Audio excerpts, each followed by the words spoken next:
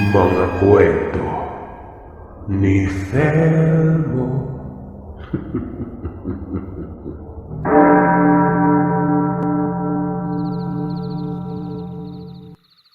Ako po si Miro. Lumaki ako sa pangangalaga ng aking lolo sa lugar ng Zamboanga, sa Negros Oriental. Eto mga magulang ko kasi ay naghiwalay. Ng ibang bansa si tatay, habang si nanay naman ay nag-ibang pamilya. Si Tatay Julian ang sumusuporta sa akin.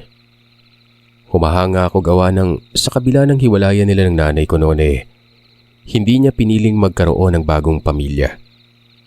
Inuna niya muna ako tapos itong lolo ko. Tatay niya naman, si Lolo Bersamin. Saksakan ng pilyo itong si Lolo. Kung makulit ang kapatid niyong maliit, mas makulit ang lolo ko. Minsan nga'y naiinis ako kasi nga kahit malaki na ako, hinahalikan pa ako nito. Yun bang parang batang inaamoy-amoy ang leeg nun? At alam niyo kung saan niya ginagawa ito? Dun lang naman sa labasan ng eskwelahan. Napakabagets ko pero nagiging jologs naman kapag nariyan siya. Sabi ko wag niya na akong sunduin pero hindi napipigilan. Sinusundo talaga ako. May dala pang tuwalya at sinasaksakin sa likod ko. First year high school na ako nito. Sa kalagitnaan nito ng dekada 90. Batang 90s ako Kung hindi ako nagkakamali ay walang klase noon. Napagkasunduan namin ng mga kaklase ko na mamumutong. Kumbaga, mangunguha ng buko. At doon ito sa lupain namin. Marami kasing niyog dito at mabababa lang. Pagsapit ng tanghali ay dumating na ang tatlong kaklase ko. Sina Ryan, Okyot at Bulingot. Hindi alam ng lolo ang gagawin namin. Maaga itong umalis gawa ng mahilig ito sa tari. May tigbakay lagi sa bukiran banda ng Zamboanga. Napakaraming manok ni lolo. Akala mo hybrid pero ang lalaki naman ng mga palong at ulo. Tapos ang lalaki din ng mga paa. Parang bantris yung mga yun Marunong naman akong umakyat ng niyog kaya ako nang nanguha. Ang problema nga lang ay hindi ako marunong kumelatis ng buko. Yun bang niyog na saktong-sakto ang pagkahinog. Kaya yun, kahit na lahing na niyog na matigas na nakukuha pa rin. Pati nga yung mga walang laman nakukuha ko din. Testing kasi sa bawat laglag yun. Ilang mga sandali noon ay bigla na lamang natumba itong si Okyot. Kitang-kita ko habang nasa itaas ako ng puno. Nasa kabilang puno lang siya nakasandal. Pero natumba. Hindi man lamang nakapanukod na mga kamay. Kako, tulungan nila si Okyot dahil mukhang hinimatay yon. Ayun, pinagtulungang buhatin hanggang sa bahay. Sa mga puntong ito dumating na si Lolo. Nakasimangot at nakatitig sa aming lahat. Nasa may kusina kami. Pinapaypayan si Okyot. Nasa sala si Lolo. Nakabungad sa pinto na pumapagitan sa sala at kusina. Sabi ko hinimatay ang kaklase namin pero hindi kaagad ito nagsalita. Hanggang sa lumapit na ito at nagtanong sa kung ano ba daw ang pinaggagawa namin doon. Dito ko na sinabi kay Lolo na nanguha kami ng niyog. Hindi na ako nakapagpaalam gawa ng nakalimutan ko naman. Say, tabi nga muna kayo. Huwag niyong palibutan at mas lalong hindi makakahingayan. Miro, kunin mo yung pamahid. Nasa silid mo, dun lang sa ibabaw ng aparador. Dali. Nagtungo ako sa may silid. Nakita ko yung bote niya roon sa efficacent. Yung laman nito lana. Pagkahawa ko doon ay nabitawan ko ito. Napakainit. Kumuha pa nga ako ng tela para lang mahawakan ito at madala kay Lolo Pero nang maiabot ko naman sa kanya yon, wala lang. Hindi man lang ito naiinitan. Pero sa maniwala man kayo at sa hindi, pagkabukas niya sa takip nito, para bang pumutok pa yon. Kasabay naman noon ang usok. Umuusok ang lana. Kitang-kita ko ito habang binubuhos niya sa palad niya. Magtatanong sana ako kaso nga lang wala sa tiyempo kaya pinili kong manahimik na lang. Habang ito namang mga kasama ko nakatulala. At pati sila'y nagtataka din nun. Sa may bunbunan pinahid ang lana. Tapos sa siko, sa palad at talampakan. Kakaibang pagpahid ni Lolo. Hindi sa may dibdib, hindi sa likod, kundi yun pang mga parte na hindi naman doon pinapahid ang lanang ito. Isipin nyo ganun yung makikita nyo, di ba? Akala ko nga kalokohan lang yun ng lolo gaya ng sinabi ko. Pilyo Maya-maya'y sinabi ng Lolo Versamin na iwan muna siya doon sa kusina kasama si Okyot. Itong si Okyot ay nakahiga lamang sa katre ng lolo. Doon kasi sa kusina natutulog ito. Nasa labas na kami noon. Nababalisa ako. Hindi pa kasi nagkakamali ang kaibigan namin. Maya-maya lumabas na si Lolo. Alalayan daw namin si Okyot at yatid sa bahay nila. Sabay-sabay kami noong pumasok sa bahay. Doon ay nasilayan namin itong si Okyot na nakaupo na sa katre. Nakasimangot pa ito at sinabing ano ba daw ang nangyari sa kanya. Si Ryan ang nagpaliwanag. Tsaka hindi na ako sumama nung umalis na sila. Alam ko kasing maraming sasabihin sa akin si Lolo. At hindi nga ako nagkamali sa inaasahan ko nun. Pinagalitan ako. Unang beses kong makita ang mukha niya na nasa ganung estado. Banas na banas. Dapat umano'y nagpaalam ako nun. Kung nagkataong hindi daw siya umuwi malamang, patay na umano si Okyot. Ang buong akala niya ay nasa loob lamang ako ng bahay. Kaya kumpiyansang umalis ang lolo. Aba, may bisita daw ako na wala man lang abiso sa kanya. Isasalang na sana sa paglalagay ng tari ang kanyang manok kasi nga may laban niya ito.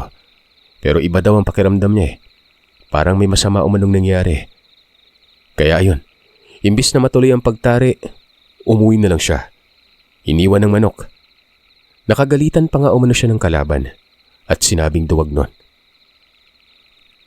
Nagtaka ko. Kakaiba si Lolo nun May sa pagka-ermitanyo na ito. Malakas ang pakiramdam niya at malamang dahil ito sa nangyari kay Okyot. Ang tanong nga lang, ano ba talaga yung sanhi nun? Tsaka bakit ang init ng lana ng Lolo? Umuusok pa. Magtatanong sana ako kaso nga lang panay pangangwawan ng Lolo. Kakamot-kamot pa ito ng ulo habang nakasilip sa bintana. Nakatanaw yon sa direksyon kung saan kami nangunguha ng buko. Ilang mga sandali lang, lumabas ito ng bahay. Kinuha niyang itak na nakasabit sa ligi ng beranda. Itinali ito sa bewang niya.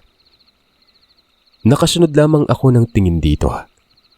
Naglakad yon patungo doon sa pinagkunan namin ng niyog. Nakikita ko pa yung mga biniyak naming niyog noon. Kinakabahan ako gawa ng kapag nasilayan ito ng lolo nako magagalit yon. Dami kasing nasayang dahil sa pag-alam kong alin ba yung hinog na buko Pilyo ang lolo pero iba siya magalit. Napakadiin ang sermon nito at mga pangaral. Pero aaminin ko na hindi pangkaraniwan ang nakikita ko sa kanya noon.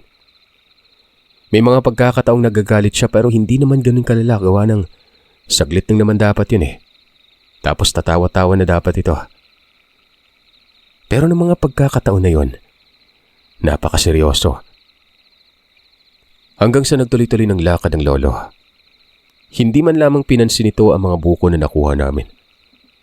Nagtungo siya sa may kakahuyan. May sirang bahay doon. Yun na ang bahay ng dating may-ari ng lupain. May daanan din doon kaso nga lang binalot na ito ng mga damo. Nakatayo lamang si Lolo sa may bulwagan ng bahay. Hindi gumagalaw.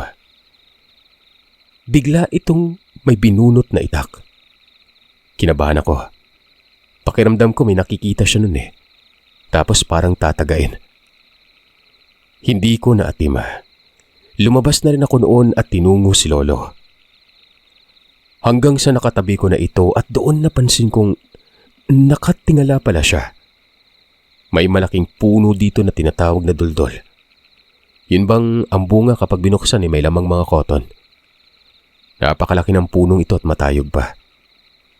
Katabi noon ang isa pang puno pero kaimito naman.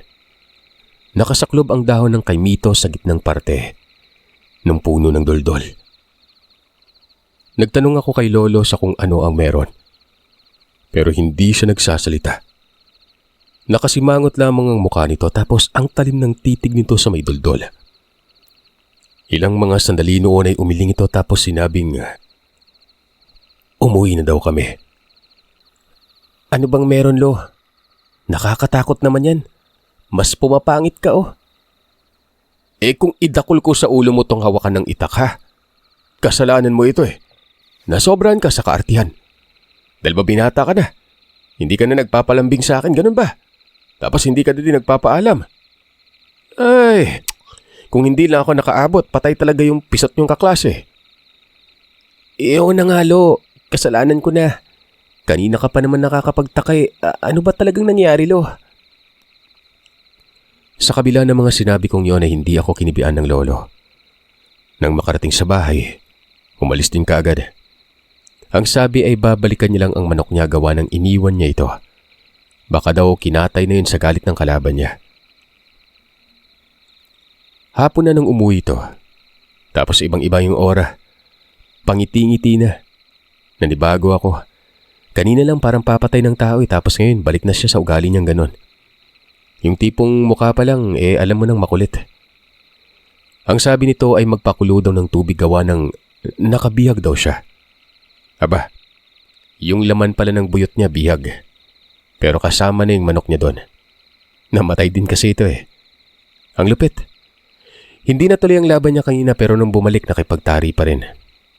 Ayon dito, yung dalawang tiyuhin ko daw doon maghahapunan. Hindi pa siya sigurado kung kasama ba nitong pamilya gawa ng marami ding ulam yon. Mantakin nyo, 2 manok tapos malalaki pa talaga yung mga ito eh. Habang nagsisiga ako sa labas ng bahay para sa pagpapakulo ng tubig, naisip ko noon na total dadalawang Tiyo Dansoy at Tiyo Roy eh.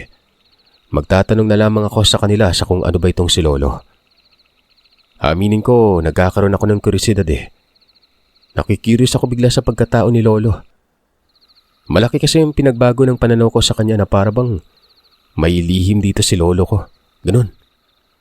Etong mga tiyo ko, hindi ito kapatid ng tatay. Mga pinsan niya. Bugtong na anak lang si Tatay Sir Seth. Parang si Lolo lang din na iniwan ng asawa. Pero hindi na po nag-asawa muli. Pero wala akong alam sa kung anong dahilan talaga. Basta wala akong lolang nakagisnan. Hindi din nagbabanggit pa tungkol dito si Lolo Versamin na para bang may masakit na nakaraan ito. Kaya ayun, iniisip ko na baka katulad lamang ito ng mga magulang ko na naghiwalay. Nakatira sila tiyo malapit lang sa tarian. Kaya hindi na talaga may pagkakaila na malalaman ng mga ito na nakabihag ang manok ng lolo. At syempre dito sa amin kakain, Matik.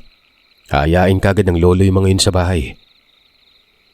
Inihaw ang isang manok tapos yung isa'y sinabawan. Ako ang nag-ihaw habang si Lolo naman ang nagsabaw sa isa. Sa labas lang ng bahay, may ginawa namang abuhan ng Lolo dito pero yun nga lang nasa lupa. Bali nagpa-welding lamang ng patungan ng kaldero at kawali nun. Sa panig ng Tiyo Dansoy lang ang dumating. Kasama nitong asawa at ang anak na babae na kaidaran ko lang. Umalis daw kasi si Tiyo Roy. Nagtungong ospital kasi nga inatake ng alta presyon ang asawa. Naroroon ang pag-aalala. Kamag-anak namin yan pero hindi doon nakatuon ang atensyon ko. Nag-aantay ako ng pagkakataon para makapag-usap kami ni Tiyo Dansoy. Alam ko naman mag-iinuman yung mga yon tapos sesimplihan ko lang. Ayun na nga. At hindi ako nagkakamali. Nagkainuman, umuwi ang asawa at anak ni Tiyo. Dito na ako tumabi. Inaantay ko noong umalis si Lolo. Alam ko din namang aalis ito gawa ng marami pang ulam eh. Sino yung kakain dun, di ba?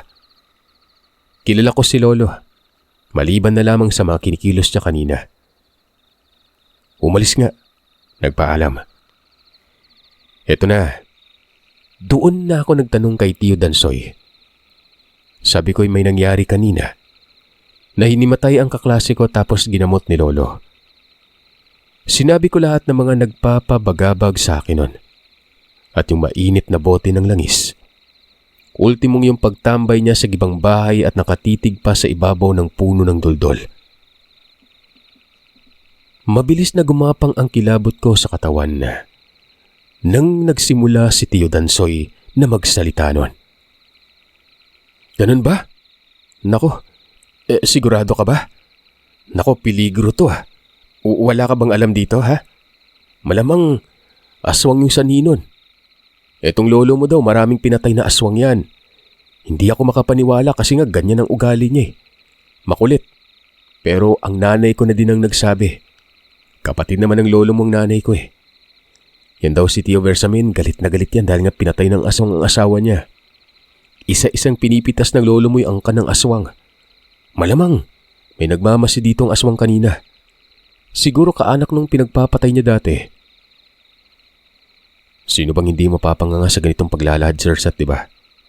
Nakakawindang. Ang layo nga ng tinalo ng pananaw ko noon. Maraming pinatay na aswang si Lolo. Ang ibig sabihin ba nito? Isa siyang albularyo. Tinanong ko talaga yun kay Tio Dansoy na kako, albularyo ba yung Lolo? Hindi ka agad nagsalita si Tio. Parang nag-iisip pa sa kung anong mga sasabihin.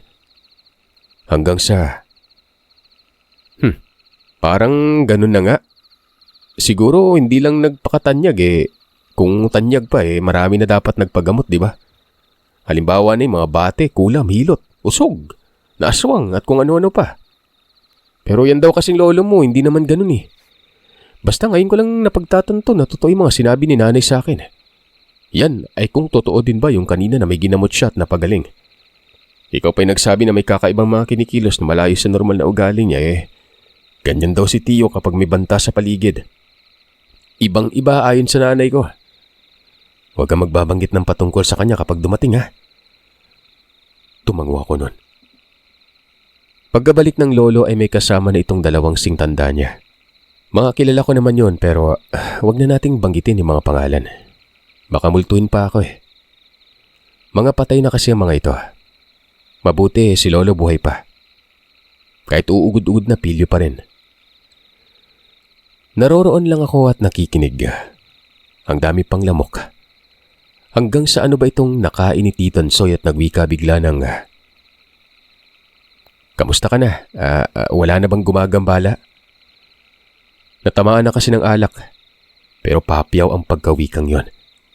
Napaniguradong hindi maiintindihan itong dalawang mga matatanda na kainuman nila. Tuba ang iniinom nun tapos nilagyan ng Tanduay 65. Sobrang tamis daw kasi ng tuba kaya pinatapang. Natulala ang lolo. Ilang mga sandali ay lumipat ng upuan. Tumabi ito kay Tio Dansoy. Nasa gitna na si lolo noon bali sa bawat gilid. Ako at si Tio. Pangiti-ngiti pa ito hanggang sa mahinang sinabing, "Paano mo nalaman? Masyadong madulas ang dila mo eh. Baka kung anong isipin itong dalawa dito." Si nanay po kasi Tio eh. Nasabi yung patungkol sa'yo. Ayon kasi sa kanya baka binabalikan ka ng angkan nung kuwan ba yung lumilipad. Lumilipad yung aswang Tio Bersamin, di ba? Sabi ni Tio Dansoy. Kindat sa akin nun. Alam ko na yung diskarte nito. Binibitag ni Tio ang lolo para makapagsiwalat at mapatunayan na totoo ang mga sinasabi niya. Kanina lang, dumalaw yung isa. Yawa, kamuntikan pang mamatay itong kamag-aral ng apo ko. Walang hiya, ang galing na nila. Nag-aaral na siguro ng karunungan. Pero hindi nila ako kailanman mahahamak dyan. Wala silang panglaban sa akin. Maliban na lang sa mga kamag-anak ko kasi pwedeng gamitin kapag mapasabak ako. Lalo na itong batang ito na hindi patuli. Matapos ko lang marinig ang mga sinabi ni Lolo, kumbinsido na ako. Nagkukunwari lamang ako noon. Naglalaro ako ng yoyo. Gawa lang ni Lolo ang yoyong ito pero ang hindi niya alam, nakalak na ang tenga ko sa pakikinig sa kanilang dalawa. Bali na sa beranda lamang kami noon. Maganda talaga tambayan ng beranda. May sa pagkakamalig kasi yung forma. Maganda yung upuan, malapad na lantay tapos may masasandalan.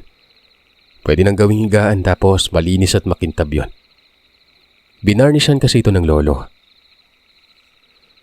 Mahaba ang kanilang pag-uusap. Tapos itong dalawang matatanda naman na kinainuman nila.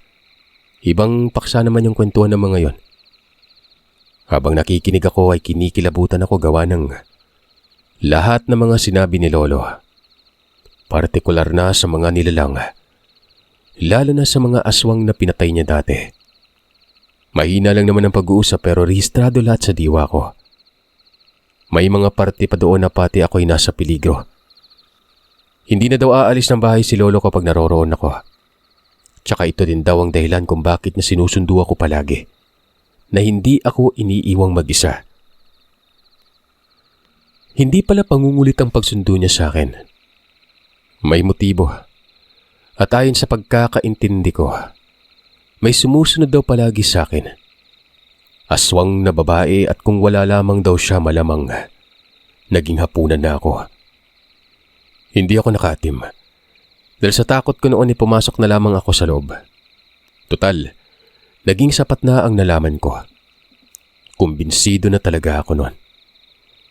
Nagpatuloy lamang sila sa inuman. Maingay, lalo't kapwa na may tama ng alak. Itong si Lolo bagamat may tama na rin ang alak maingat magbanggit ng mga salita. Maliban na lamang kanina na naiipit na siya sa biglaang pagbibitag sa kanya ni Tio Dansoy. Hanggang sa nakita ko si Lolo na dumaan sa sala. Bukas kasi ang pinto ng silid ko. Akala ko nga noon matutulog na ito sa kusina Diba nga naroroon yung katre niya. Ilang mga sandali noon ay naririnig kong lumangit-ngit ang pinto sa likod. Ibig sabihin ay lumabas ang Lolo.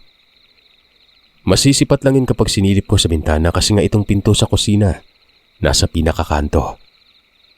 Bumangon ako tapos sumilip doon sa bintana. Si Lolo ay naglalakad. Patungo ito sa may manukan niya. Naaaninag ko siya kahit papano may ilaw at abot na abot doon ang amag. Pero dire-diretso lamang yon. Ni hindi ito sumaglit sa kamalig niya sa manukan, kung saan dito siya lagi tumatambay kapag hinihima sa mga manok. Hanggang sa naglaho na ito. Alam kong may tangkil yung itak. Nakaumbok kasi ang tagiliran niya. Dali-dali kong tinungo si Tio Dansoy. Mula sa pinto patungong biranda, sinambit ko ito at dinala ko sa kusina. Mahina kong sinabi na si Lolo'y patungong liblib nun. Napakaseryoso na mukha nito. Baka naman dudumi lang mero. May banyo kami, Tio, no? Hindi yun dudumi. Hindi na nagsalita si Tio. Tumango lamang ito tapos sumilip sa bintana sa kusina. Doon ito natatapat sa may katre ng Lolo. Hanggang sa may umigik na para bang malaking baboy. Nagulat pa nga ako nun sabi ng Tio, malamang kumakatay daw ng aswang ang Lolo ko. Mamaya'y dadating daw yun at huwag daw magpapahalata. Bumalik sa inuman si Tio. Ako naman ay naroroon sa silid ko, nakasilip sa bintana. Pero sa bahaging madilim para hindi makita ng Lolo Versamin. Ang tagal niyang bumalik. Mga mag-iisang oras na nga lang akong nakatunganga doon na hindi pa rin bumabalik ito. Natutulog na si Tio sa lantay ng beranda. Ang dalawang matandang kainuman ay umuwi na. Tandang-tanda ko ang lahat dahil may orasan sa may sala. Pasado 12:00 na noon. Hanggang sa inantok na lang ako at pinili kong matulog. Nagising ako umaga na. Si Lolo nag-iimas na ng manok niya Si Tio wala na doon, umuwi na. Kalmado si Lolo. Para bang wala lang. Pero kinakabahan ako habang nakatitig sa kanya. Naninibago ako nun. Gusto kong lumapit pero nag-aalangan naman ako. Nangapi ako at habang nangyayari ito, nakita ko sa may liblib banda na umuusok. Doon lang sa unahan ng manukan na para bang may siga. Ang daming sumasalansan sa diwa ko na kesyo, ano kaya ang ginawa ng Lolo? Kumatay nga ba ito ng aswang? At kung ano-ano pa. Araw ng linggo nun, si Lolo alam kong hindi pa ito nagpapahinga. Nagpuyat Pasimple ako noon ng puslit doon sa lugar kung saan hinimatay si Okyot. Pero sinita ako ng Lolo. Huwag daw akong magtutungo doon sa may siga. Kako naman hindi ako pupunta doon. Ililigpit ko lang yung mga buko na nagkalat. Malapit lang ito sa may siga, Sir Seth. Nakakaamoy ako ng parang may inihaw. Inihaw na sunog. Pero mabango. Singhot ako ng singhot nun. Hanggang sa napagtanto ko na galing ito sa siga doon sa may unahan lang. Nalingat si Lolo kaya naman mabilis akong nagtungo sa may siga. Pero nanlaki ang mga mata ko. Dahil ang nasilayan ko, sunog na tao. Nakatagilid dito at ilang parte na lamang ang hindi pa natutupok. Nagsususuka ako, Sir Seth. Itong napakabangong amoy ng inihaw. Galing yun sa sunog na tao. Ilang mga sandali lang noon na hindi ko namamalaya na itong si Lolo'y nasa likuran ko na. Bigla na lang kasi akong kinaltukan sa ulo at sinabing umuwi daw ako. Hindi daw ako nakikinig sa kanya. Wala na eh. Naroroon na. Ano pa bang dapat na ilihim? Ano pa bang silbi ng pag-uwi ko, di ba? Sinabi ko talaga sa kanya yon. Kako, bakit? May taong sunog doon. Hindi yan tao. Aswang yan.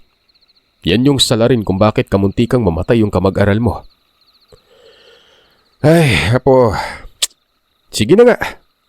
Marami na akong pinatay na katulad niyan.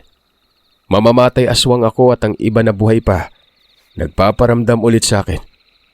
Nagbabalak ng masama dahil iniisip sigurong mapapatumba na nila ako. Narinig ko po yung pag-uusap niyo ni Tio Lo. Alam ko na kung sino ka. Albularyo ka tapos hindi ka lang nagpapakatanyag. Walang hiyang-hiyan. Ang talas ng pandinig mo ah. Pero mali ka. Hindi ako albularyo no. Ay, mga albularyo na yan manggagamot yan eh. Kadalasan naman dyan nanghuhutot lang. Higit pa ako sa inaasahan mo, apo. Alam mo kung bakit?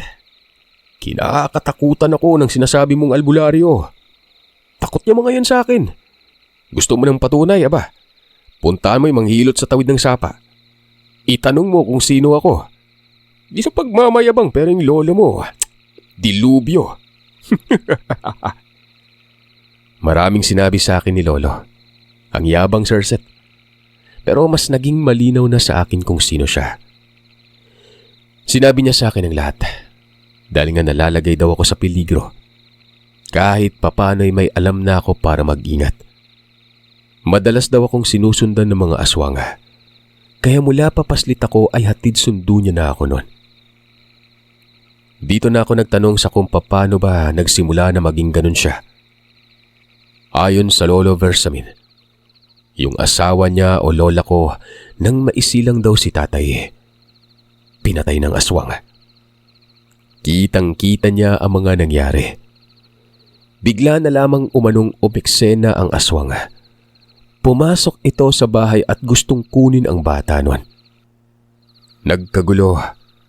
Tumakbo naman ang komadrona gawa ng natakot. Si Lolo na lamang at ang kapatid niyang babae na nanay naman ni Tio Dansoy ang nagbabantay. Nagwawala ang aswang at nung ilayo umano ang bata ng nanay ni Tio Dansoy, ang asawa niya na ang napagkadiskitahan. Nasa mga puntong yun ay walang malay ito. Nagkalasog-lasog umano ang katawan ng lola. Sa harap mismo ito ni Lolo Versamin. Hindi nakapanlaban si Lolo gawa ng nasunggaban siya noon at may malubhang sugat. Ito pala yung sugat sa may balakang ng Lolo hanggang tiyan. Malaking pilat ang nakikita ko dito pero wala akong alam na yun pala ang dahilan. Itong aswang ay nakilala ng Lolo Versamin. Sa tulong na rin ng isang biyasa noon na taga-Bukiran banda. Ang salarin, bantugang aswang sa Valencia at bukid ng Pamplona. Nag-uumapaw ang galit ni Lolo. Naiwan sa kanya ang maliit na sanggol na wala ng ina. Dalawa lang ang pinagpipilian niya noon. Hayaan na lang o bigyan ng hustisya. Pero sa tuwing nakikita niya daw ang tatay ko ay naaalala niya lagi ang sinapit ni Lola na siya namang dahilan para hindi siya mapakali at dinadalaw ng matinding konsensya at bangungot. Bumubulong lagi sa kanya ang patayin ang pumatay sa asawa niya noon. Doon na kumilos ang lolo. Una niyang ginawa ay inalam niyang galawan ng isang aswang. Sa tulong ito ng biyasa noon na sinasabi ko sa inyo na taga-bukid. Sobrang tanda na daw nun. Kung mas bata-bata pa ito, yun na lang sanang tutugis pero wala eh. Hindi na daw kaya ng katawan. Ito ang nagturo kay lolo sa mga kahinaan ng aswang. Ano ang mga pangontra? Ano ang mga ginagawa? Ano ang mga palatandaan? At anong uri ang mga ito?